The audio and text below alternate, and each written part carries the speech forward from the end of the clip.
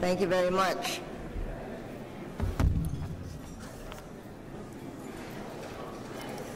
Congressman Tanner, Congressman Royce, other members of the U.S. Senate and U.S. Congress, Ms. Barbu, other NGO leaders, distinguished officers and advisors of the International Conservation Caucus Foundation, friends, ladies and gentlemen, good evening. In behalf of the 85 million Filipino people who love our 7,100 island nation with tens of thousands of marine species and some of the most beautiful coral reefs and fishing grounds in the world, thank you for awarding me the Teddy Roosevelt International Conservation Award for 2010.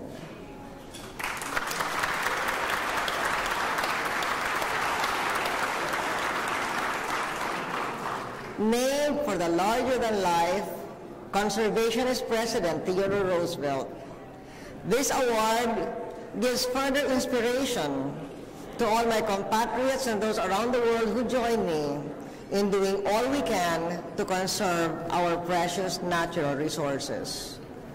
Our country is truly blessed with an outstanding diversity of both terrestrial as well as marine species. Societies and governments, and the ICCF shows this. Societies and governments around the world are increasingly recognizing the link between maintaining healthy ecosystems and providing food, clean water, clean air, a stable climate, and cultural and recreational services. As a food source, wild stocks of fish are still the largest single source of animal protein for the world's human population. In 2005, the value of fish production from the Philippine waters exceeded $1 billion. From an economic standpoint, the global tourism industry benefits significantly, with nature-based tourism being the largest growing tourism segment. As a natural defense system, healthy coral reefs and mangroves serve as safety barriers against storm surges and tsunamis, not to mention their importance as habitats and nurseries for thousands of species of fishes and invertebrates. For basic survival, watersheds also provide clean water for domestic consumption, power generation, and irrigation. The ecosystems that surround us also hold undiscovered secrets that have the potential to offer unimaginable benefits. Recently, I presented a presidential citation to Filipino scientist Dr. Baldomero Olivera, who was awarded the Harvard Foundation Most Outstanding Scientist Award in 2007 in recognition of his contribution in the field of marine drug discovery and neuropharmacology. Dr. Olivera and his team had discovered a compound now used as a painkiller, which is extracted from a predatory cone shell called Conus magus. The compound is 1,000 times more potent than morphine minus the addictive properties. It is now being administered to bring relief to patients with chronic pain.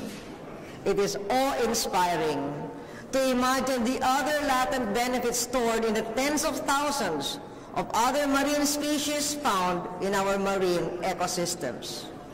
The bottom line is this: we have a moral obligation to the next generation to protect the beauty and bounty of the land, air, and sea for the rest of time.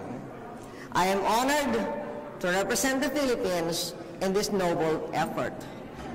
My first responsibility as president is to provide for our people, to lift up the poor, generate economic growth, and leave the world in better shape for the next generation of Filipinos.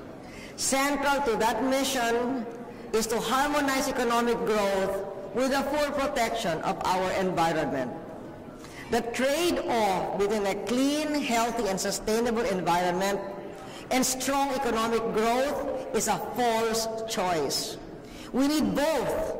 That is precisely what I have undertaken during my tenure as president. I take particular pride in our efforts in the Philippines and the region to build up and not tear down our ecosystem. We cannot eliminate poverty if the price of achieving that goal is polluted land, depleted seas, and unbreathable air. Nowhere is our interconnectedness with the world more profound than the resources we all truly share.